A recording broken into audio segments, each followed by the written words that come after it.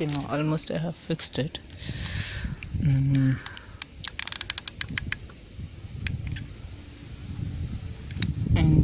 now what we should do is, see, I have small segments has come out.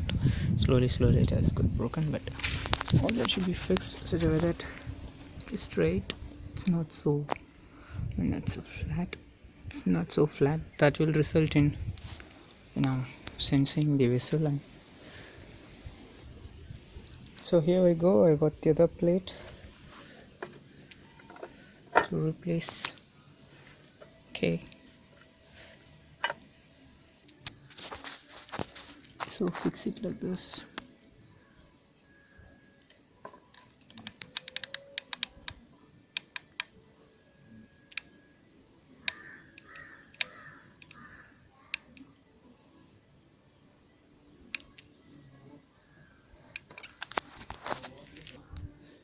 Fix like this.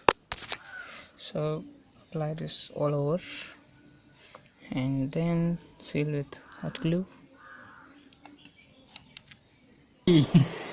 Oh, let's Because of Sendil fixed it. Uncle, because of Sendil Kumar, it is working very well.